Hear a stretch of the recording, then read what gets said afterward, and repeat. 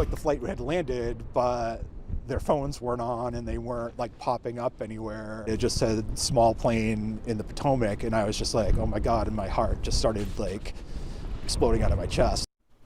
That was the father of Spencer Lane, a Team USA figure skater who died along with his wife, their mothers, and coaches in the deadly midair collision in Washington, D.C. on Wednesday night.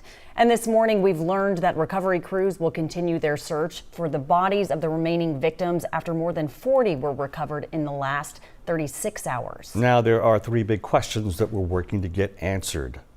Did the helicopter pilots enter the active approach pattern for the airport and not see the American Airlines plane? Was the plane on the correct approach at the correct altitude? And did air traffic controllers give both pilots clearance to be in the same place at the same time? The NTSB now has the black boxes from the plane, and we're hoping that information will answer those questions. Just after 5:15 Wednesday evening, the American Airlines flight took off from Wichita carrying 60 passengers and 4 crew members. Hours later, the plane starts its descent into Washington, D.C. 30 minutes later, the plane collides midair with a Black Hawk helicopter and plummets into the 42-degree waters of the Potomac River. At the same time, we hear panic from inside the D.C. Air Traffic Tower. Just 10 minutes after the crash, rescue crews arrive on the scene.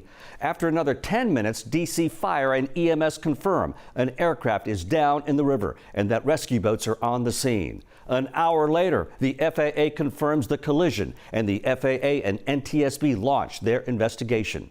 And after hours of overnight searching, at 7:45 a.m. yesterday morning, D.C. Fire and EMS Chief John A. Donnelly delivers this news. At this point, we don't believe there are any survivors from this accident.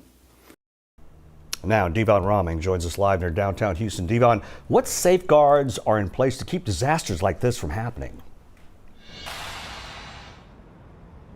Well, Ron, good morning. We're told that there are roughly 1,400 flights in and out of Houston every day, and experts tell us that helicopters have specific routes that they are required to take, leading them to believe that something went tragically wrong Wednesday night. Now, experts tell us there are safeguards in place near airports to keep these sorts of collisions from happening, including, again, designated routes for helicopters. And as Bob Stolting, a former military pilot with more than 40 years of military experience and more than a decade spent flying over Houston for KHOU, explains, something went terribly wrong.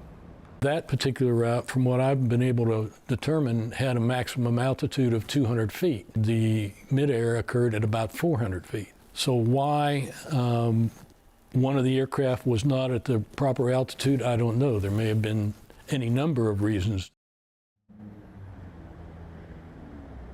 Stolting says the likelihood of something like this happening in the airspace over Houston is unlikely because the routes are designed to go perpendicular to the airport and not near the approach and departure end of an active runway. Now, experts say this investigation could take months to complete, and there will be lessons learned from this tragedy. Live in Houston, Devon Roming, KHOU 11 News.